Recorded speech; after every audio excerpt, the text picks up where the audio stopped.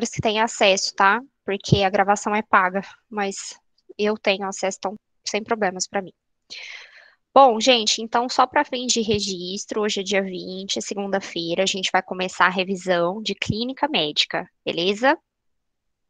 Eu vou começar projetando para vocês a nossa primeira aula que a gente conversou sobre disfunções respiratórias, tá? E vocês podem ir me pausando, tá? Que quem tiver dúvida, a gente vai conversando aqui. Eu, a partir desse momento, não estou vendo nenhum de vocês. Então, se vocês tiverem qualquer questão aí, tem que ligar o microfone, porque eu não consigo ver o chat, tá? Estão vendo a tela? Sim. Sim. Beleza. Bom, pessoal, disfunções respiratórias, né? Nossa primeira aula de clínica médica. O que que é importante abordar sobre esse assunto? O primeiro deles, a gente conversou sobre o DPLC, que é a doença pulmonar obstrutiva crônica. Então, lembrar que essa doença é aquela que destrói principalmente os alvéolos. Lembra quem são os alvéolos? São eles que fazem a hematose, que é a troca gasosa. Os alvéolos, eles estão lá dentro dos brônquios e são porções minúsculas que são responsáveis, então, por essa troca do gás carbônico com o oxigênio, tá? A partir do momento que eles são destruídos, a pessoa, obviamente, não vai conseguir reter o oxigênio, vai ter dispneia, tá? Então, o principal sintoma dessa doença é a falta de ar para realizar tarefas mínimas. Ah, e a pessoa vai escovar os dentes, vai pentear o cabelo, sente falta de ar, né? Como que ela se desenvolve, pessoal? Principalmente pelo uso de cigarro, tabagismo. Só que é um tabagismo de longo prazo. Então, pessoas que, por exemplo, fizeram uso de 20, 30 anos do cigarro, um maço de cigarro por dia, são propensas a terem esses alvéolos destruídos, tá? E o principal sintoma, a princípio, é a falta de ar, que a cada vez mais vai se tornando maior. Além disso, gente, lembrar que o pulmão também perde a sua elasticidade. Então, vocês se lembram lá da aula de anatomia que durante a expiração, inspiração e expiração, a gente precisa da elasticidade pulmonar para isso acontecer de uma forma efetiva. Se não está acontecendo, a dispneia vai se tornar a cada vez maior, tá? Outra causa, só que é muito raro, né? Se não for o tabagismo, são as pessoas que têm a deficiência de um tipo de enzima que se chama alfa-1 atripsina, que pode levar à destruição desses alvéolos, levando ao DPOC, mas isso é extremamente raro, tá? Bom, aqui é uma foto aqui para vocês verem dos alvéolos de novo, tá? E a grande questão chave aqui que vocês precisam estar de olho, que a ponto de atenção, ó, cuidado com o oxigênio. Pessoal, se essa pessoa não consegue realizar a troca gasosa de uma forma efetiva, é propenso que ela se acostume com essa falta de oxigenação. Ela ficando acostumada, vocês têm que ter em mente que a saturação vai ser um pouco mais baixa do que o que é o recomendado, que é acima lá de 94, 96, que vocês aprenderam como padrão de normalidade. Mas a pessoa com DPLC, ela pode saturar 78, 80 e mesmo assim estar bem. Tá? Então, esse é um ponto de atenção. A saturação dessa pessoa é um pouco mais baixa. A tendência que a gente pensa, não, peraí. Se a pessoa não tem oxigenação, vou dar oxigênio, né? Como cuidado de enfermagem. Porém, aqui vocês precisam estar de olho, porque esse excesso de oxigênio que muitas vezes vocês vão administrar pode ser tóxico pelo fato do corpo não estar acostumado. O corpo vai estranhar quando vocês colocarem uma quantidade maior ali de oxigênio que está entrando. Então, essa é uma questão chave principal aqui que tem que saber para a prova. Viu? Tudo bem? Tudo certo. Mais ou menos. O que tem de dúvida, Juliana? Vai falando comigo. Normalmente nada, né? Porque a gente fica meio apreensivo. Normal, gente. Mas entender, então, que essa doença, a gente tem o quê? O corpo está com os alvéolos destruídos. Então, a gente tem que aqui a pessoa precisa ter o cuidado do oxigênio. Não é que não pode administrar o oxigênio em máscara, tá, pessoal? Lembra que eu falei na aula? Se precisar administrar, vai ser uma quantidade mínima de O2. Qual produto que vai oferecer isso para gente? Catéter, aquele que coloca lá no nariz. Porque o catéter, ele oferece concentrações menores de oxigênio, em torno de 1 a 4 litros por minuto. Agora, se vocês colocarem, por exemplo, uma máscara naquele paciente, aquilo vai oferecer uma concentração muito maior de oxigênio, o que, consequentemente, vai ser perigoso para aquele paciente, que, se receber mais, ele pode piorar por conta daquele O2 que ele está recebendo. Tá? Tem uma dúvida, Laura. Uhum. Só tem 2 tipos para poder desencadear a DPOC. Ou é o uso de cigarro, ou é por conta da deficiência desse... É só esses dois tipos, dessas duas formas. Geralmente essas duas formas, só que o uso do tabaco é 95% dos casos. Entendi. Tá? E fiquem atentos, gente, essa questão do oxigênio eu vou cobrar, hein? Se pode administrar? Pode, só que é em concentrações menores, até no máximo 4 litros, se o médico vai pedir, se ele pedir, tá? Nunca vai ser um valor superior a esse, ele nunca vai pedir em máscara, por exemplo, tá? Bom, gente, o que mais? Fora isso, né, a gente viu outros tipos de disfunções respiratórias. Eu tô passando aqui só as partes importantes, tá? Bom, só que falar do tratamento rapidinho, né, antes de eu passar para o próximo tema, mas como os alvéolos foram destruídos, então não tem como reverter esse quadro. Aí, nesse caso, o que que a gente vai precisar? De um broncodilatador para tentar melhorar um pouco a resposta respiratória daquele paciente e, de imediato, parar de fumar, para evitar estragar mais aquele pulmão que já está estragado, tá? Mas não tem uma cura, tá? Entender isso, ok? Bom, fora isso, a gente também viu sobre a bronquite, a gente falou rapidinho sobre esse tema, né? Lembrar que tudo que termina com it é inflamação, a bronquite, então, inflamação dos brônquios. Eles, na grande maioria das vezes, vão ficar inflamados por conta de estímulos alérgicos que fazem o quê? O estreitamento daquela via aérea.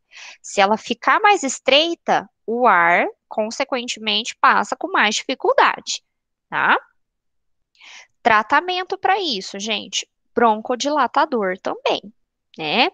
Vocês viram nessa aula que existem vários tipos e vias de broncodilatadores. Tem broncodilatador em pó, inalador de pó seco, que é aquelas bombinhas que parecem asma, tem endovenoso, tem inalatório, enfim, tem múltiplas vias, tá? Então, aqui a foto para poder relembrar vocês que essa via aérea fica estreita e pode, inclusive, até a produzir muco, que é a secreção. Essa secreção, ela pode ser audível se vocês forem auscultar, por exemplo, o pulmão de um paciente. Vamos lembrar de criança, por exemplo, com bronquite ou com asma, que dá para a gente ouvir a secreção, às vezes, sem nem precisar do esteto, tá?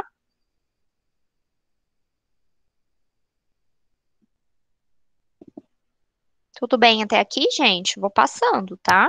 Os assovios são chamados de sibilos, não é isso? Desculpa, eu não entendi. Os assovios do pulmão são sibilos, né? Na verdade, o som pulmonar anormal, ele pode ser em forma de sibilos, que é aquele chiado, né, que dá para ouvir, ou então sons que chamam estertores, que parece um ronco, sabe? Quando tem alguma coisa amassando, o papel dobrando. Mais ou menos assim. Ok? Estertores? Isso, estertores. Bom, gente, agora eu vou passar então para a pneumonia, que é a outra condição extremamente frequente das disfunções respiratórias, né? Que nada mais é do que a inflamação ou infecção dos pulmões. Nesse tipo, os alvéolos e tanto os brônquios e toda a parte pulmonar fica inflamada, fica comprometida, podendo estar ou não com a presença de secreção ou muco ou outros líquidos, tá? Nesse caso, esse acúmulo dessas toxinas vão levar com que a troca gasosa, que é a hematose, também fica comprometida. Então, por isso que, em alguns casos, a dispneia vai estar presente naquele paciente, tá? Ah, e o que que é mais importante de eu saber aqui da pneumonia? Eu tenho vários tipos de pneumonia, gente. Então, lembrar que eu tenho a bacteriana, que é a mais comum. Eu tenho pneumonia viral, eu tenho pneumonia fúngica, química e até mesmo aquele tipo que se chama por broncoaspiração, né? Então, vamos lembrar que para cada tipo eu tenho um tratamento diferente. Se é uma pneumonia bacteriana, o tratamento com certeza vai ser antibiótico. Se for uma pneumonia viral, nem sempre vai ter um antiviral disponível para tratar. Nesse caso, a opção disponível é tratar os sintomas. Então, se tiver febre, por exemplo, dá um antitérmico. Se tiver dor, um analgésico. E por aí vai. Então, entender que o antibiótico só serve para a bactéria. Não adianta ele estar com uma pneumonia fúngica e o médico ir lá e prescrever o antibiótico, tá? Seria algo parecido com a gripe, porque o vírus. Não. Não, você está falando da viral, né? Isso mesmo, né? Isso.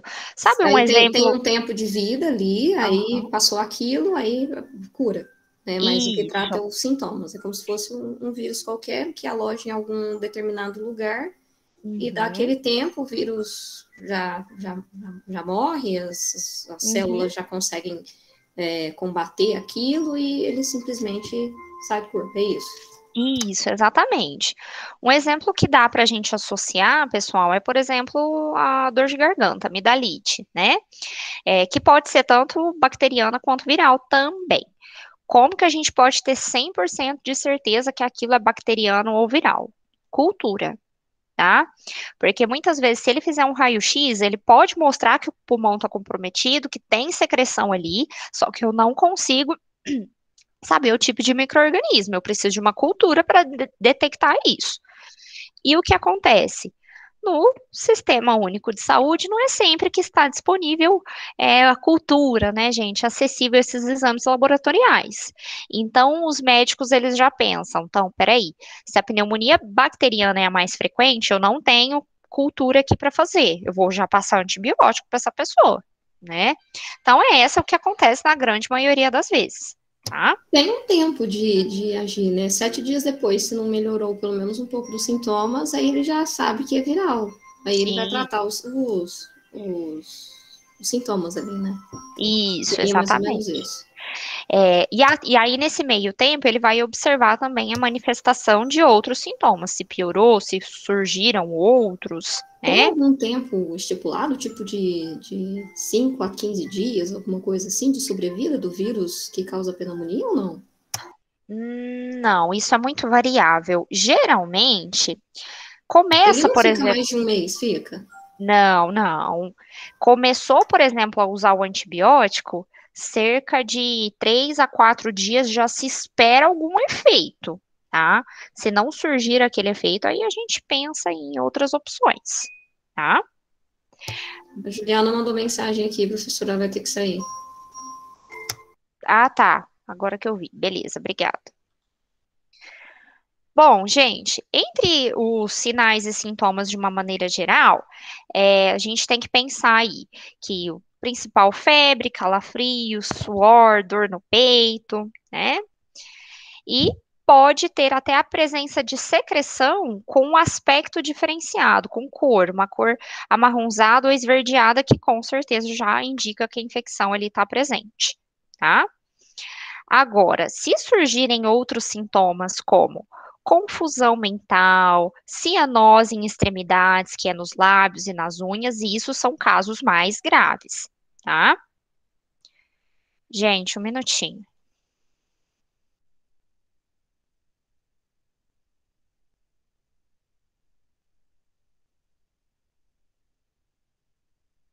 Desculpa, pessoal. Bom, Continuando aqui, então, esses sintomas são os gerais, mas vamos pensar que também nos idosos eles podem mudar um pouquinho. Os idosos não tendem a ter febre. Então, a gente observa mais o estado geral daquele paciente, se tem prostração, se não tem, tá? Agora, aqui no restante, vai falar sobre o tratamento, que a gente já conversou. Se for bacteriano, então antibiótico. Pode ser contagioso? Depende, gente. As bacterianas, as pneumonias bacterianas, que é a grande maioria dos casos, geralmente elas não são contagiosas. Porém, alguns casos de pneumonia virais e fúngicas podem sim alastrar para pessoas que principalmente moram no mesmo ambiente, na mesma casa. Bom? Tudo bem, gente, sobre pneumonia? Tranquilo. Beleza. Certo. Bom, Tá ótimo. tranquilo até o momento, né? Na prova, aí a gente tira as dúvidas com a professora. Foca esses pontinhos aí principais que eu falei para vocês. Terminando aqui a asma, eu recapitulo de novo. Outro que a gente viu foi sobre a asma, tá? Então, lembrar, gente, que essa doença é também um tipo de inflamação crônica das vias aéreas, tá? O que também vai levar a um estreitamento daquela via aérea. Esse estreitamento, gente, ele é reversível. Então, lembrar dessa palavra. Reversível vai voltar alguma hora. Ele não vai ficar estreito pro resto da vida, tá? E ele vai ser acarretado por conta de alguns Tem a gatilhos. asma crônica, não tem? Tem. Ela não é reversível, é? Só que aí, nesse caso, na asma crônica, ela também vai ser estimulada por esses gatilhos. Mesmo que a pessoa faça o tratamento para o resto da vida, ela não vai ter crise de asma todo momento. Não. Senão ela não conseguiria sobreviver. Então, nesse caso, ela tenta controlar esses estímulos. E se ela for alérgica a pó, a alimentos, algum tipo de gatilho que vai levar a essa crise de estreitamento da via aérea. É só o estreitamento que é reversível, tá, gente? Não significa que a doença não seja, ok? Deixa eu aceitando o povo aqui. Aí. Bom, o que mais que a gente viu aqui? Entre os estreitamentos, olha aqui, mofo, pólen, até mesmo medicamentos que podem levar isso a acontecer. Oi? Só um minutinho. A Gessélia mandou no grupo que não tá conseguindo entrar. Eu acabei de aceitar algumas pessoas. Ela vai precisar, se ela não está conseguindo entrar, fala para ela tentar por outro e-mail, porque aqui não tem nenhuma solicitação, não. Tá bom. Tá? Obrigada. Imagina. Bom, gente, o que geralmente a pessoa vai sentir? Além da dispneia, pode ter também aqueles sibilos, igual, por exemplo, na pneumonia ou na bronquite, tá? Tratamento também é bem similar aos outros que a gente viu das disfunções respiratórias, que é o broncodilatador associado com anti-inflamatórios, tá? Bom, então, lembrar que no caso aqui da asma é reversível. Grande maioria das vezes é esses gatilhos aí de processos alérgicos, ok? Agora, eu não lembro se eu falei sobre derrame pleural com vocês, mas eu vou só comentar aqui rapidinho que é a terminologia associada para água no pulmão. Com certeza vocês já ouviram falar desse termo, tá, gente? Então, sempre quando vocês virem no prontuário derrame pleural, é porque está com água no pulmão, tá? Lembrar que o pulmão ele é revestido por uma película que se chama pleura. Tem uma finíssima camada ali de um líquido que serve só para lubrificar e deixar o pulmão expandir. A partir do momento que eu tenho um excesso de líquido, isso vai ser prejudicial. O que pode gerar o paciente a ter um excesso de líquido nessa membrana? Processos aí inflamatórios extensos, câncer, insuficiência hepática, né? Tudo que gera esse acúmulo de líquido ali naquele local, que consequentemente também vai comprometer a capacidade respiratória do paciente. Beleza? Bom, gente, deixa eu parar aqui essa aula que eu vou pôr outra agora. O que é mais importante, então, aqui das disfunções respiratórias? Vamos lembrar que o DPLC é uma doença que eu tenho destruição dos alvéolos pulmonares, principalmente por conta de tabagismo, e mínimos casos por conta da deficiência de um tipo de enzima, que é raro, tá? Precisa saber que esse paciente com DPOC tende a saturar menor, então a saturação vai variar aí de 79, de 80 até 89, continuar normal, tá? Preciso ter cuidado com o O2, porque o paciente estranha quando recebe uma quantidade, mesmo que mínima, de oxigênio e tende a decair o quadro. Então, se precisar, vai ser numa quantidade mínima, num catéterzinho de oxigênio, nunca em máscara, tá? E vimos também sobre os tipos de pneumonia, né, gente? Tem bacteriana, viral, fúngica, aspirativa. Se for um antibiótico, vai ser unicamente para o tratamento bacteriano. O que mais? Asma, doença pulmonar reversível, ok? Tudo bem desse primeiro bloco, gente? Tá ok. Agora deixa eu fechar aqui e abrir a outra aula. Próxima aula que a gente conversou foi sobre disfunções cardiocirculatórias. Deixa eu achar. Achei. Apareceu aí, né?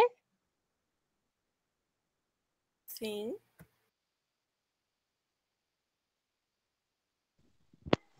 Tá tão baixinho seu microfone, Laura. Eu não tô conseguindo te ouvir direito. Será que é só eu? Tá normal pro resto, gente? Aqui pra mim tá normal. Pra mim Pra mim também. É normal. também tá normal. Tenta colocar foninho, que dá pra ouvir melhor. Pra mim também tá normal. Beleza. Pra mim também tá normal. A Juliana que mandou lá no grupo, falando que também tava baixo. Tá. Não, beleza. Bom, gente, me dá só um minuto que eu tive um problema lá.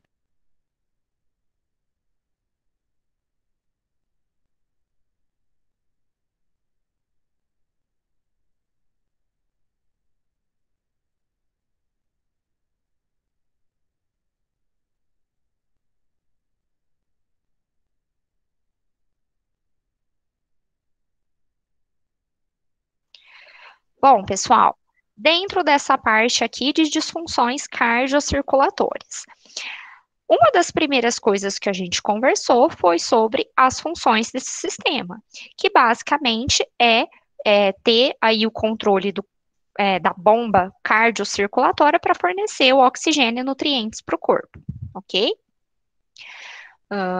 Lembrar que a diástole é aquele processo que quando o coração relaxa para poder receber o sangue, e a sístole é aquele movimento de contração.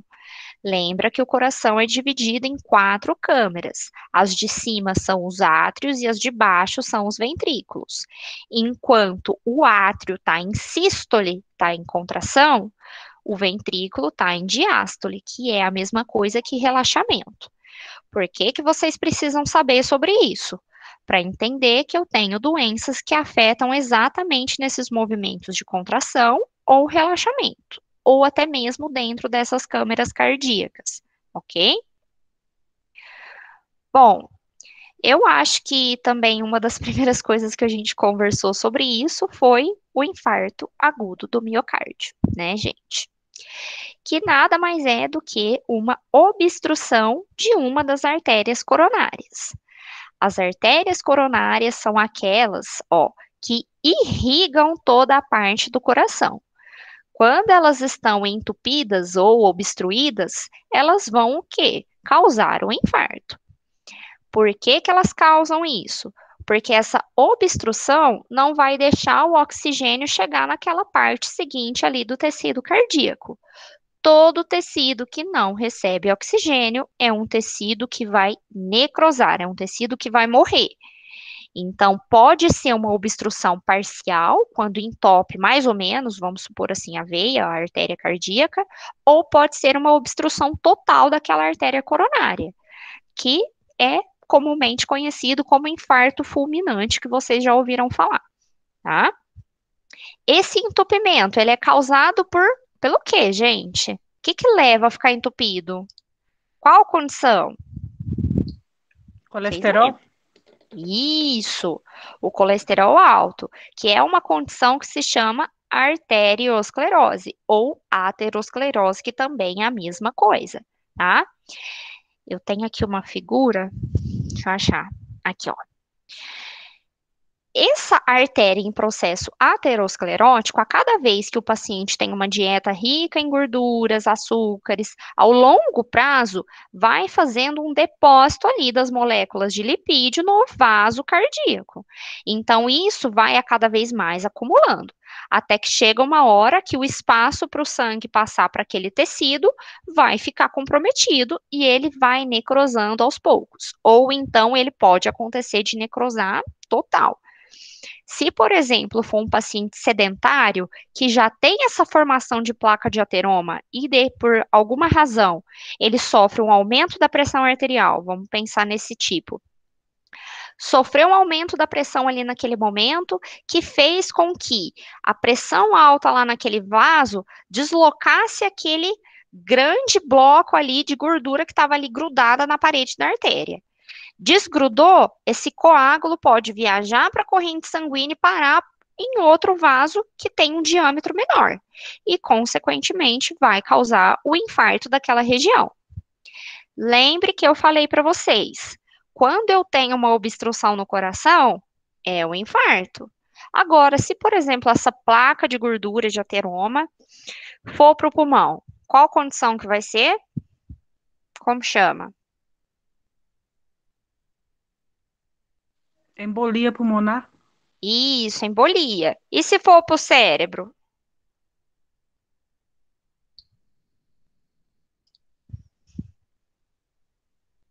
Como chama, gente? AV. Isso. Então, gente, no caso aqui cardíaco, a grande maioria das causas são o ateroma. Só que pode acontecer do infarto ser devido a placas aí de trombólise, de algum coágulo sanguíneo, tá? Pode acontecer também. Bom, o que mais que a gente viu? Para solucionar esse caso, o que é necessário, gente? Uma das primeiras coisas que é realizada é o cateterismo. Lembra que eu comentei com vocês? Que é aquele procedimento que vai diagnosticar ou até mesmo tratar algumas doenças cardíacas. No cateterismo, ou então na angioplastia, igual está aqui na foto, eles vão introduzir um catéter que lá dentro a gente tem um tubo flexível, extremamente fino, na artéria do braço, da perna ou do coração. A princípio são em artérias periféricas, então vamos lembrar aqui da radial, tá? E lá dentro eles têm essa, tipo uma molinha, que ela vai fazer uma extensão ali, dilatar aquela veia para o sangue poder passar e recuperar aquele tecido, tá? Tem outros tipos também. A gente tem o stent coronário, a gente tem essa angioplastia, que é essa redinha aí da foto que vocês estão vendo que vão expandir aquele vaso, tá? Bom, o que mais que a gente tem de opção? O paciente não vai só simplesmente fazer esse stent, ele precisa depois continuar os cuidados. Na grande maioria das vezes, pode ser prescrito um anticoagulante também, tá? Mas lembrar que o tratamento vai variar de mudanças no estilo de vida. Precisa de reabilitação cardíaca, precisa de medicamentos, às vezes de endopróteses, igual falei para vocês sobre essas. Enfim, são várias opções. Volta um pouquinho lá, peraí que eu estava anotando, eu acabei esquecendo, fui anotando outras coisas. Se esse ateroma for para o pulmão, o que causa? Embolia pulmonar. Embolia pulmonar. Obrigada. Isso. E os fatores de risco, pessoal? Não é só simplesmente a obesidade, o sedentarismo, mas a gente tem que pensar que o envelhecimento, né, a hipertensão, que também favorece a formação dessas placas de ateroma, e o tabagismo também são alguns fatores que levam a pessoa a ser predisposta a ter o infarto ou não, ok? Tudo bem? tem alguns casos, estava falando para vocês, ele pode ser causado por trombose, mas alguns tipos de doenças podem levar, por exemplo, agregação plaquetária, né? Que é quando tem várias, a formação da cascata de coagulação, às vezes que pode até formar, a entupir aquela parede do vaso. Espasmo da artéria coronária também pode ser, por exemplo, outro exemplo, tá? Podemos passar para o próximo? Essa última parte ficou meio confusa para mim, mas se quiser seguir, posso ir. Não, eu vou repetir de novo. Eram sobre os motivos para uma das causas para terem a obstrução dessas artérias. O principal deles, que eu falei, é a aterosclerose, que é a placa de gordura. Pode ser por trombose, pode ser também por agregação plaquetária, que é quando as plaquetas elas se unem. Geralmente elas fazem isso quando a gente tem um corte para evitar com que o paciente sangre para o resto da vida, né? Pode ser por um espasmo daquela artéria, alguma condição que ele tem, outra condição cardíaca que leve a artéria a ficar em espasmo, e isso vai fazer o quê? A não ter o suporte de oxigênio necessário. Deu para pegar? Sim, agora deu, obrigada. Beleza. Vou passar aqui para frente. Aqui. Outro ponto que a gente viu, pessoal, foi sobre a hipertensão. Mas o que eu vou focar aqui com vocês? É sobre as complicações da hipertensão arterial. Qual que é o problema do paciente ter a pressão alta? Quais complicações que isso vai acarretar no paciente? É nisso que vocês precisam focar, tá? Primeiro deles é a questão da sobrecarga do trabalho do coração. Uma pressão alta vai fazer com que aquele coração trabalhe mais. E isso vai fazer ele ter chance de ter mais aterosclerose e também uma chance dele ficar com uma doença que se chama insuficiência cardíaca congestiva. Lembra que vocês fizeram um caso sobre isso, que foi super complicado. Coração trabalhou demais, fica cansado. Pronto, isso não tem volta, tá? A partir do momento que ele tem ICC, não volta mais, tá? Essa pressão alta dentro dos vasos também pode levar a doenças renais, a lesionar as artérias que levam o fluxo sanguíneo para o rim, assim como lá dos vasos do olho, levando também a cegueira ou então diminuição da acuidade visual, tá? Então, é mais propenso aquele paciente a ter ICC, pode também a proporcionar um risco maior a ter um AVE hemorrágico, porque vamos pensar aqui junto comigo, a pressão está altíssima lá dentro daquele vaso, então é mais propenso ele a estourar, se romper, causando um sangramento ali dentro daquela região cerebral, tá? Doença renal e enfraquecimento visual. Então, aqui nessa foto, ó, relembra todas essas complicações que o paciente vai ter diante de uma hipertensão que não foi controlada, ok? Tudo bem? Tudo. Esse aqui é facinho, hein? Esse aqui tem que ser 10, viu? Vou aceitar isso como um sim.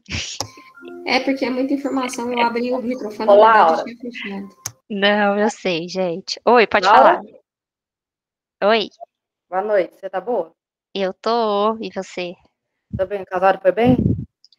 Nossa, depois eu conto pra vocês na hora que eu É acabar a gravação. só pra distrair um pouco, mas só dá uma informação pra nós, a tua prova vai ser de consulta, né? Com Deus, se for, né?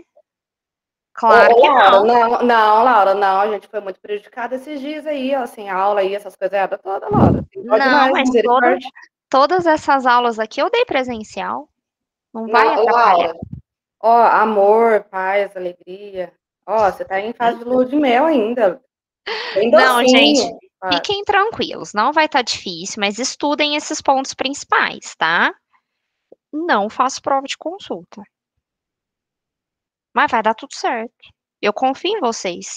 Eu tenho certeza que vocês vão bem. Ah, se você tá falando que você confia, eu não confio assim tanto não, mas tá bom. Ah, eu confio, vai dar certo. Eu tô cadeando. Em nome de Jesus, obrigada. Vai dar certo. Ó, a última coisa aqui para fechar esse tema. Insuficiência cardíaca, já até falei. Quando o coração, então, não consegue bombear o sangue de uma forma efetiva, de uma forma correta, tá? Por que que isso acontece? Primeira causa, hipertensão. Acabei de falar aqui para vocês. E tem algumas outras doenças cardíacas que podem levar isso a acontecer. Geralmente, um paciente com esse quadro tende a ter dispneia, deixa eu achar aqui, tosse, fadiga, dificuldade para dormir, por quê? Porque ele não tem oxigenação de uma forma efetiva, tá? O tratamento, geralmente, ele é pautado, gente, em antihipertensivos, mesmo que o paciente não tenha pressão alta. Às vezes, um problema de válvula cardíaca fez ele ter insuficiência. Ele não teve pressão alta. Só que mesmo assim ele vai tomar. Por quê? Porque a pressão baixa faz o coração bater de uma forma melhor. Não faz ele ficar tão cansado, tá? Essa parte aqui fechou, gente. Então, o que que é de primordial aqui das disfunções cardiocirculatórias? Infarto, tá? Então, saber, né, o que que leva ao infarto, tratamento. As complicações, então, da pressão arterial elevada, né? E sobre a insuficiência cardíaca, o que que é, quais são os principais cuidados de enfermagem? Vamos pensar que se o paciente ele está com falta de ar, com dificuldade para dormir, com palpitações, quais são os cuidados básicos que vocês podem fazer para esse paciente, tá? Beleza?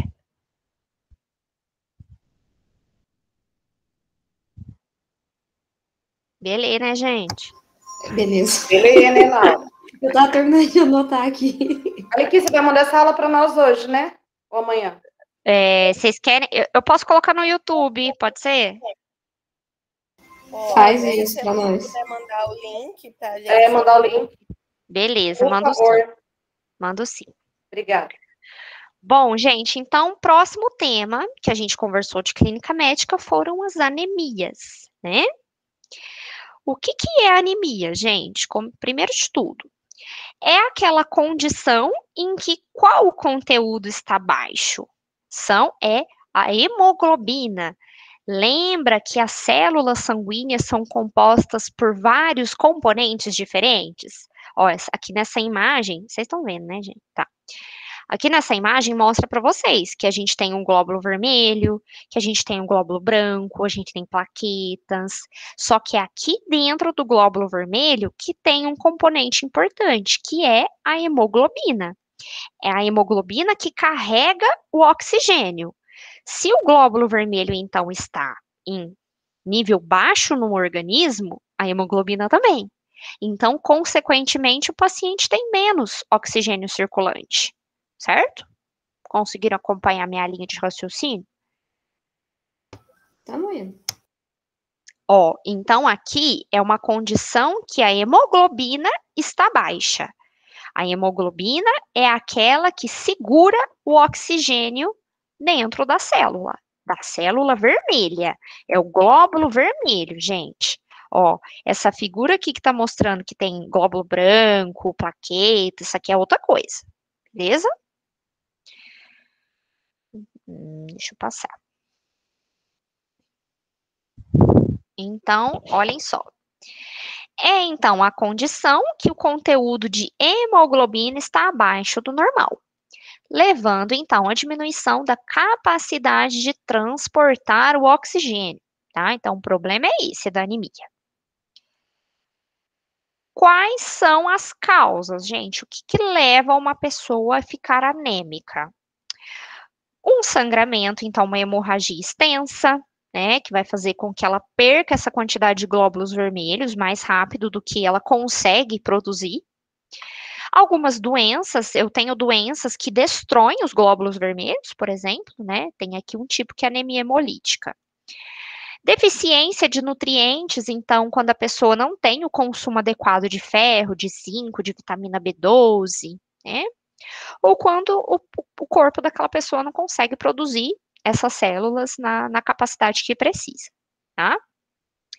Então, principais causas, gente, hemorragias, quando o corpo não consegue produzir mais, ou deficiências nutricionais, ok? Eu tenho pessoas que são mais propensas a terem essa perca de ferro ou perca de hemoglobina, né? Quem são, gente? As crianças, né? Geralmente o primeiro ano de vida demanda um consumo maior de ferro. Adolescentes, sangramento menstrual anormal com fluxo maior, não é qualquer sangramento menstrual, obviamente que vai deixar a pessoa anêmica, né? Gravidez. Então, na gravidez, o feto tem um consumo maior de oxigênio do que consegue repor, tá? Bom, o que ajuda, gente? Lembrar que o leite materno, ele é muito bom para conseguir absorver o ferro. Então, olhem só, o leite materno consegue absorver 50% do ferro no organismo. Então, consequentemente, ele ajuda, né? Pessoas, por exemplo, que têm doenças intestinais também são, às vezes, propensas a terem perca do ferro. Porque lembra que o intestino, ele é responsável pela absorção dos nutrientes? Um deles é o ferro. Se a pessoa tem uma diarreia grave, tem, sei lá, ressecção, tirou uma parte do intestino, ela não vai conseguir absorver o ferro, o que vai fazer ela ficar anêmica. Então, o que ajuda, professora? Qual que é o que ajuda aqui? Leite materno, no caso para os bebês, que aí faz com que eles não tenham anemia. O suporte nutricional, que tem que ser adequado, né? E, dependendo do caso, até medicamentos, ok? Uma perguntinha. No caso, quando a criança ela não é amamentada, né? Pelo peito e tudo mais, leite materno. E ela tem uma grande chance de ter uma deficiência de ferro e problemas intestinais durante bastante tempo da vidinha dela ali. Tem um risco bem preponderante, Joyce. Aí, nesse caso, se a mãe não consegue amamentar, aí tem que conversar com o pediatra para, às vezes, incluir um suporte vitamínico dessa substância, né? Tem que tentar outras opções. Eu falo porque a Sofia, ela tá com anemia, né? Bom, agora não tá mais. Mas ela não foi amamentada, né? No seio, não tomou leite materno e tal. E sempre foi desnutrida, né? O parto dela foi com 7 meses, e com 3 meses de vida ela tinha 3 quilos. Não, e isso vai fazer agravar mais o quadro, porque a prematuridade faz com que demande mais, o corpo não consegue produzir, então é mais chance ainda de ficar com esse quadro. Tá? Ela toma um suplemento de zinco, de ferro e vários outros suplementos, tá tendo que tomar por conta das alterações nos exames e tal. Ai, tadinha. Por conta disso. Então, tem que ficar de olho e monitorar sempre, tá? Bom, pessoal, aqui são os tipos, eu não vou cobrar isso de vocês. A gente precisa só lembrar, cadê aquela imagem? Dos principais sintomas da anemia. Quais são, gente? Fadiga, pode ter dispneia também, né, por conta que não tem hemoglobina, não tem O2. Falta de apetite, palidez da pele das mucosas, então o paciente fica mais amarelado, fica pálido, né? Dificuldade de aprendizagem, porque não tem O2. Tontura, dor de cabeça, formigamentos, pode até ter arritmia, porque tem gente que tem anemia crônica, que pode sim levar a quadros aí de arritmia cardíaca. Síncope, o que é síncope? Síncope é desmaio, tá? Cãibras. Lembra que eu falei para vocês nessa aula sobre cãibras? Cãibra nada mais é do que quando o músculo está sem receber aporte sanguíneo. E sem sangue, não tem O2. Então, por isso que ele contrai involuntariamente. Por quê? Porque não tem oxigênio ali para ele funcionar direito. Ok? Bom, o que mais que a gente falou sobre isso? Tratamento, gente, ele pode ser variável, então, primeiro disso, né? Eu preciso fazer um hemograma para detectar o quanto que ele está anêmico ou não, qual que é o grau de gravidade, né? Posso utilizar medicamentos para fazer produzir mais ferro e, consequentemente, produzir hemoglobina. Eu posso cuidar com alimentação adequada, né? E até, em último caso, transfusão. Se for um caso muito grave que não tem quase nada de glóbulos vermelhos, tá? Quais são, então, os cuidados de enfermagem, gente? O que vocês têm que pensar num paciente com anemia? Monitorar os sinais vitais, elevar, às vezes, a cabeceira do leito, porque isso faz com que ele respire melhor. Se necessário, pode fornecer o oxigênio para ajudar. Dar, então, esses medicamentos que vão acelerar a produção de glóbulos vermelhos e cuidados com a transfusão. Beleza? Beleza. Então, posso passar para a próxima, né? Beleza, pode passar. Pode sim.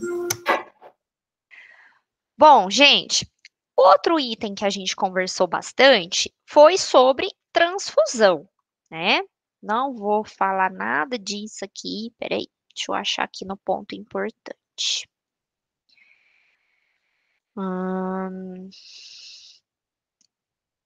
Bom, tenho diferentes tipos de transfusão sanguínea, gente. O que mais vocês conhecem é a transfusão do concentrado de hemácias, que é a bolsa de sangue, é o vermelho. Mas só para vocês saberem, eu tenho transfusão de plaquetas, eu tenho transfusão de plasma, eu tenho transfusão de glóbulos brancos, que são os granulócitos. Só saber que tem vários tipos de transfusão, tá? E uma coisa interessante para vocês observarem é que, olhem só, a conservação de uma bolsa de sangue, que é o concentrado de hemácias, ela fica na geladeira de 2 a 4 graus, então fica gelado. Se a gente pensar numa transfusão de plaquetas, geralmente fica de 2 a 22 graus, então a temperatura é muito mais elevada. Vocês não precisam gravar a temperatura, só saber, gente, que é diferente. Isso tem um impacto depois nas complicações que a gente vai ver das transfusões, tá? Então, deixa eu ver aqui o que mais. O que precisamos saber sobre a transfusão? Quais são os cuidados envolvidos durante a transfusão de sangue? Sempre fazer uma tripla checagem. Cuidados com a bolsa de sangue, né? Bolsa de plaquetas, enfim. Observar para ver se ela está íntegra, se está tudo certo, se a embalagem certa, se a prescrição está certa e se o cartão do paciente que vai receber também está certo. Sempre você vai fazer a checagem com outra pessoa também, diferente de você, para minimizar os erros, tá? Aqui. Quais outros cuidados transfusionais são necessários? Isso daqui eu vou pedir, galera. Olhem só. Primeiro deles, evitar o aquecimento. O que é o aquecimento de uma bolsa, gente? Se for uma bolsa de sangue, lembra que ela tá mais geladinha? Então, eu preciso tirar ela da geladeira e deixar um tempinho lá, né? Só que eu também não posso esperar muito, eu tenho que esperar no máximo aí 30 minutos, de 20 minutos, se a gente falar aqui de Franca, que é calor. Esperou 20 minutos e já inicia a transfusão, senão ela vai superaquecer, tá? Mas eu também não posso dar gelada, senão o paciente vai ficar com hipotermia, tá? Sempre considerar cada bolsa como uma transfusão diferente. Então, se, por exemplo, ele tiver prescrito 2 bolsas de sangue, fazer cada checagem, todo aquele protocolo de segurança de novo, tá? O que mais? Não pode adicionar nada junto daquele acesso que está sendo transfundido o sangue, tá? Exceto soro. Soro puro, sem problemas, mas não pode administrar medicamentos, gente, junto daquele acesso. Sempre acompanhar os sinais vitais antes de terminar, antes de começar e antes de terminar. Acompanhamento direto nos 10 primeiros minutos, você vai ficar lá olhando aquele paciente, tá? Se eu falar de uma bolsa de sangue, gente, que se chama concentrado de hemácias, lembrar que ela tem que ser infundida. Lembra que eu falei para vocês nem considerarem esse 120 aqui, ó. Vocês vão considerar de 60 a 90 minutos, tá?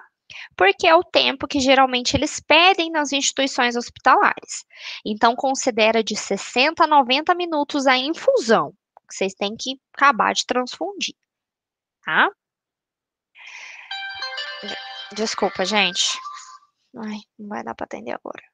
Bom, que mais? Observar agora os principais cuidados das reações, tanto imediatas quanto tardias, ok? Quais são as principais reações imediatas, que é aquilo que o paciente vai ter imediatamente na hora que estiver transfundindo um concentrado de hemácias?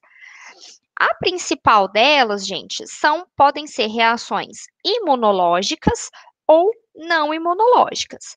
Imunológicas tem a ver, gente, com o estado daquele paciente, então tem a ver com a bolsa. Ela pode levar a um estado febril, pode ser uma reação hemolítica, que é quando aquele glóbulo se rompe, tá? Pode ser só duas opções. E reações não imunológicas, que quando não tem a ver com aquela bolsa, que pode ser desde uma sobrecarga volêmica, que é quando infundiu um volume a mais do que aquele paciente precisa, hipotermia, né? Nossa, levou uma baixa temperatura. Por quê? Porque colocou a bolsa gelada. E contaminação bacteriana, outro exemplo. Pode ter reações tardias também, que podem ser imunológicas, como quando esse glóbulo se rompe, que é a hemolítica tardia, ou então o paciente fica com púrpura, gente, que é quando a coloração dele fica até roxo, o paciente fica até meio roxinho depois de uns dias de transfusão. E reações não imunológicas, que tem a ver com a sobrecarga de ferro e transmissão de doenças, né, daquela bolsa doadora, tá? Doenças infecciosas. Bom, diante disso, gente, o paciente pode ter esses sintomas, pode ter febre durante a passagem do sangue, pode ter dor. Então, lembrar que se acontecer isso, vocês precisam interromper a infusão na hora, chamar o médico. Tudo bem, galera? Tudo certo. Posso passar para o próximo? Pode passar. Pode. É o último, graças a Deus. Vamos passar então para o próximo e último tema. Bom, gente, a última aula presencial com vocês, eu falei um pouquinho sobre hemorragia digestiva, tá? Que é aquele sangramento gastrointestinal. Não vou entrar em detalhes com vocês, porque tem muita coisa aqui. O que eu quero que vocês, lindos, maravilhosos, estudem? Principalmente as complicações endócrinas, tá? Vou cobrar bastante sobre isso. Mas eu vou falar aqui rapidinho sobre a cirrose. A cirrose, pessoal, nada mais é do que uma doença onde as células do fígado, elas estão destruídas, elas não estão conseguindo se regenerar. Elas formam um tecido de cicatrização. Isso pode ser por conta de uma doença do fígado, hepatite, igual a gente viu na última aula, ou pode ser por excesso de medicamentos, excesso de álcool, excesso de drogas, tudo que leve a lesões no fígado, onde as suas células vão ser destruídas. Uma vez que essas células são destruídas do fígado, gente, ele não consegue se regenerar. Então, esse paciente pode entrar num quadro de insuficiência hepática, precisar de até mesmo um transplante, tá? E lembra que eu falei para vocês, se for uma cirrose alcoólica, devido a drogas, ele não é candidato à fila do transplante, tá? Não tem muita opção. Agora, se for por conta de uma hepatite, enfim, alguma outra causa, aí é discutido isso entre a equipe e é elegível. Porém, a gente sabe que a fila do transplante demora, tá? Quais são os cuidados, por exemplo, de enfermagem com uma cirrose, gente? Se o paciente não está com o fígado funcionante, qual que é o primeiro sintoma que vocês pensam que ele pode ter?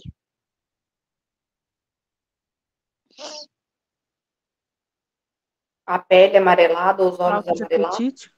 Isso, que é aquele quadro de icterícia, né?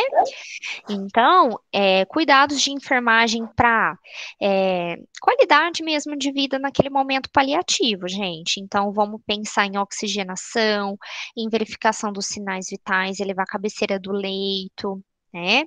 Banho de sol, às vezes até fototerapia. Ai, professora, fototerapia só tem em bebê, que é aquele negócio azul. Não sei se vocês já viram na maternidade. Mas tem alguns esquemas de fototerapia para adulto, tá? Vou passar então agora. Bom, gente, uma das primeiras disfunções endócrinas que conversamos foi o hipotireoidismo. O que é hipotireoidismo? É quando a glândula da tireoide, aqui do pescoço, ela não está funcionando direito.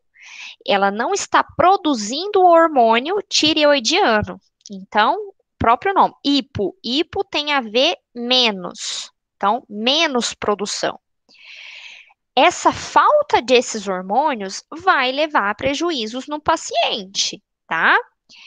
Deixa eu ver aqui os sintomas. Como, por exemplo, sonolência, constipação, edema no rosto, nas pálpebras, o rosto do paciente fica muito inchado, diminuição do apetite, ganho de peso, gente. Então, lembra que essas são as principais características que diferem a hipo do hipertireoidismo? São sintomas diferentes. Aqui na hipo, então lembrar, não está liberando hormônio, tem menos hormônio.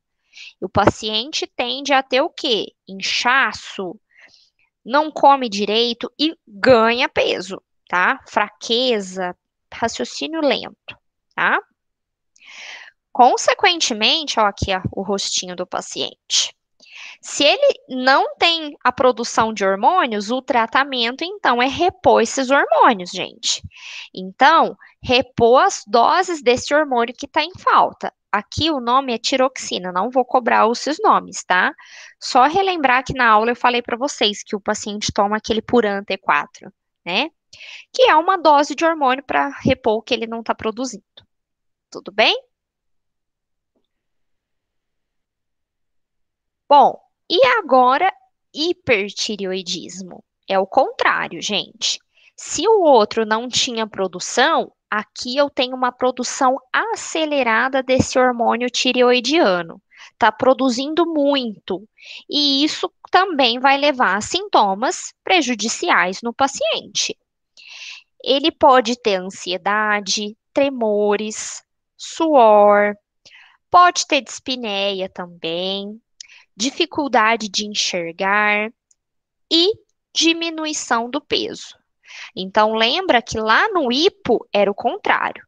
Lá ele estava sonolento, lá ele tinha edema da face, diminuição do apetite e ganho de peso. Agora, aqui no hipertireoidismo, ele já tem o contrário, ele ganha peso, ele não enxerga direito, e ele tende a ter o inchaço da glândula, o pescoço fica grosso, gente. O pescoço fica assim, gordo.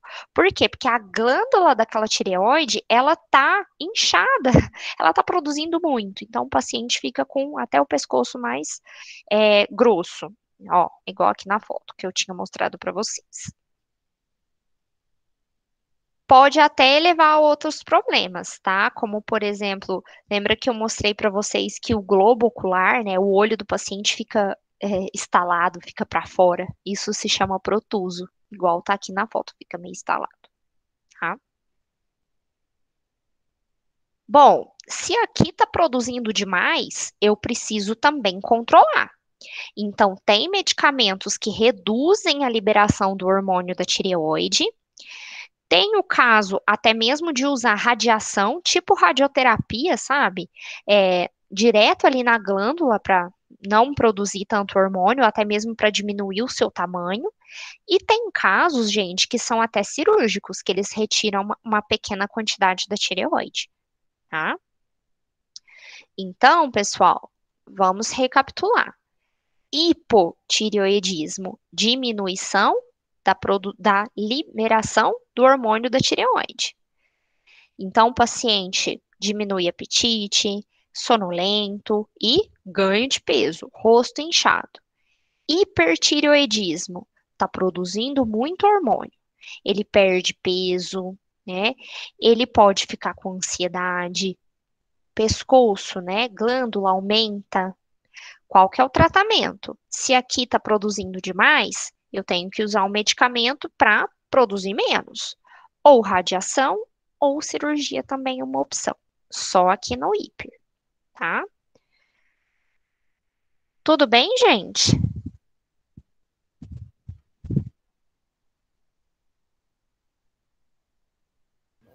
Tudo.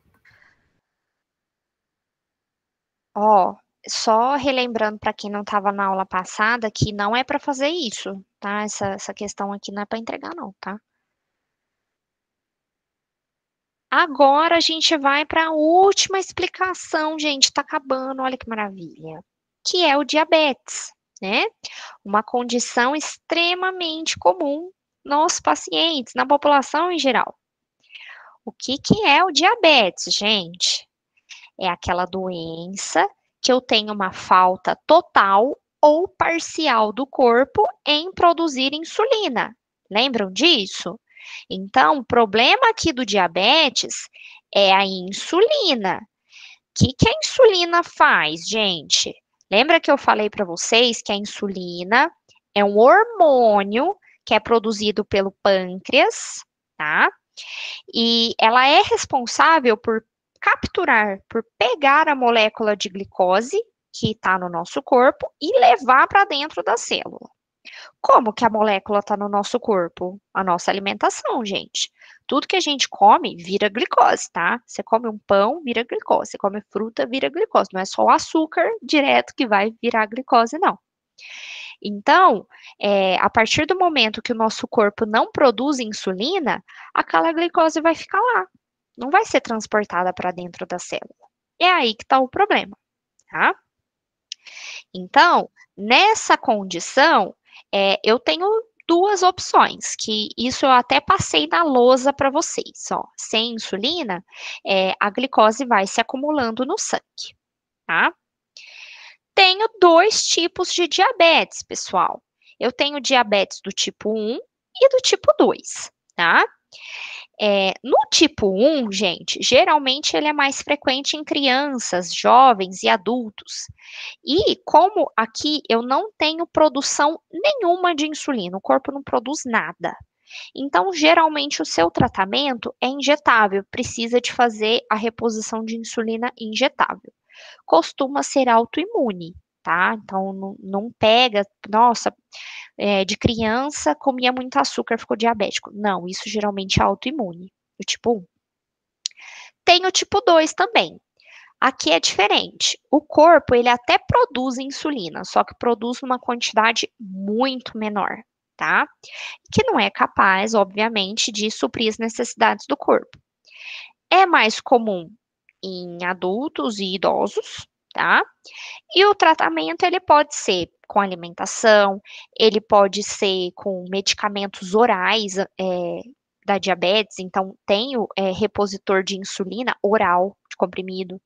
Pode até ser injetável, tem paciente do tipo 2 que também usa insulina, tá? Agora vamos aos sintomas, olhem só. Primeiro deles, muita fome, isso se chama polifagia. O paciente, nossa, ele sente tanta nada, ele acabou de comer, ele está com fome. Aumento do volume da urina, isso se chama poliúria. Além disso, gente, a urina fica com doce, que não é doce, né? Fica com açúcar, com glicose. Lembra que eu falei isso em nefro, se chama glicosúria, tá? Se for o diabetes do tipo 1, esquece isso daqui. O tipo 1, o paciente geralmente perde peso e o tipo 2 geralmente ganha peso, tá? Fraqueza, cansaço, ó, tipo 2, ganha peso. O paciente tem muita sede. Dá muito tremor também, né? Sim, o tremor é uma condição, uma complicação que vai acontecer do diabetes. Lembra que eu falei para vocês, gente, que se essa insulina não está sendo produzida, isso pode gerar uma complicação que se chama hipoglicemia. O que é hipoglicemia, turma? Falta de açúcar. Bem, isso, perfeito, bem lembrado, que eu vou cobrar isso também. Hipoglicemia é quando eu tenho um baixo nível de açúcar no sangue. Então, geralmente, aquele paciente pode sentir tontura, tremor, cansaço, um suor frio, né? Lembra de quando vocês ficam muito tempo sem comer e fica tremendo assim. Tem outra condição comum que acontece, que se chama hiperglicemia. Hiperglicemia é o contrário, é quando o açúcar está muito elevado no sangue. E geralmente esse paciente fica com dor de cabeça, ele fica sonolento e ele tem hálito cetônico. Lembra que eu falei na última aula? Que parece um hálito de acetona? Nossa, se o paciente tiver isso, pode saber que ele deve estar com a glicemia nas alturas, tá? Bom, pessoal, fora isso, eu também falei para vocês da principal complicação que o diabetes pode ter, né? Que são as lesões nos pés. O que vocês precisam saber disso? Prestem muita atenção no que eu vou dizer agora.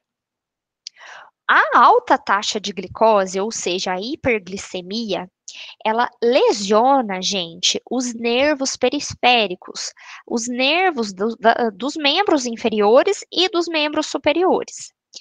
Quando esses nervos ficam lesionados, o paciente perde a sensibilidade. Então, pensem comigo, se ele não tem sensibilidade nos membros inferiores, no pé, por exemplo, é muito mais fácil dele abrir uma lesão. Por quê? Porque ele machuca, ele não sente. Se ele põe um sapato apertado, ele não vai sentir dor igual a gente quando, sei lá, faz bolha de usar um sapato apertado.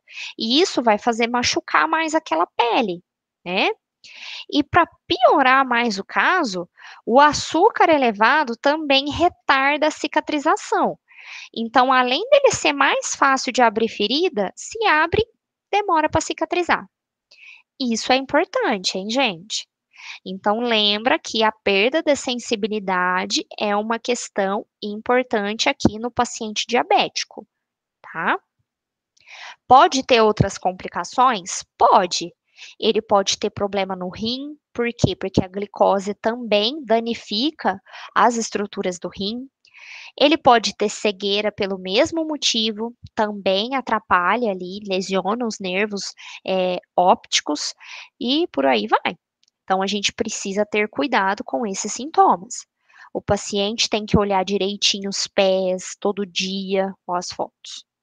Ele precisa secar direito os pés, usar sapatos confortáveis, né? Para evitar ter todos esses problemas, ok? Bom, além disso, gente, quais outros cuidados de enfermagem vocês podem fazer no diabetes? Orientar a dieta, né, pessoal? Então, o paciente tem que alimentar direito, exercício físico, o exame dos pés, igual eu falei para vocês, né? E orientar os sinais e os sintomas da hipo e hiperglicemia, porque ele precisa saber, nossa, se ele tiver com hipo, ele vai sentir tontura, tremor, fraqueza. E se ele tiver com isso, é porque a insulina tá baixa no corpo, a glicose tá baixa, então ele precisa comer um açúcar ali naquele momento para repor aquele nível. Então, beber um líquido doce, né? Agora, se ele tiver com hiperglicemia, ele pode ter hálito cetônico, ele pode ter sonolência, dor de cabeça, aí ele precisa fazer o destro. Se tiver muito alto, tem que dar insulina para poder abaixar, tá? No final, gente, não vou cobrar isso daqui de vocês, mas eu falei sobre os locais de aplicação de insulina. Se esse paciente, porventura, tomar insulina, ele precisa fazer o rodízio das aplicações nos locais, tá? Por quê? Porque senão evita de formar fibrose naquele tecido subcutâneo, tá? Tudo bem? Tudo. Acabou, gente. Ninguém tem mais nenhuma dúvida? A dúvida é, vamos conseguir lembrar tudo isso no dia da prova? Com certeza, gente. No dia da prova a gente pode consultar? Consultar Deus. Não, a Laura no momento vai ser a deusa ali, né? Então a gente consulta Não. você, né? Sim. Gente, fiquem tranquilos. Foquem nesses pontos-chave. Vocês viram que eu não vou cobrar tudo. O que eu vou fazer também? Eu tenho uma lista de exercícios que eu posso mandar para vocês hoje. Não precisa, ó, tá até gravado isso. Não precisa me devolver. Eu vou mandar essa lista para vocês só para vocês exercitarem aí para estudar. Só que a prova vai ser pautada nessa revisão. Então, todos os pontos que eu expliquei hoje é o que vai cair na prova, tá? Estuda DPOC, pneumonia, que mais? Infarto, complicação da pressão alta, insuficiência cardíaca. Estuda as principais reações de uma transfusão. Foquem nessa parte. E o diabetes e a hipertireoidismo, tá? Na próxima aula presencial, eu também vou fazer uma mas é mini, tá? Não é que nem hoje, não. Revisão, tá? 10 minutos. Eu só vou falando, assim, os principais pontos. Isso se vocês quiserem, tá? Geralmente as turmas que eu dou aula gostam. A gente vai querer. Eu faço, de boa. Só Nossa, que eu vou fazer falando 7 mundo, horas. imagina. Só que, gente, no presencial, que é a próxima aula, segunda, vai ser presencial. É 7 horas que eu vou fazer. Então, eu sei que tem gente que chega depois, não tem problema. Só que aí eu preciso fazer nos 10 primeiros minutos, senão vocês não fazem a prova. Eu não vou cobrar nada do que eu não expliquei para vocês. Fiquem de boa, que vai estar tranquilo. Ok, galera? Eita! Ok, galera. Gente, Fala vocês do casório preferem... agora, fala do casório. Nossa, deixa eu parar de gravar, peraí.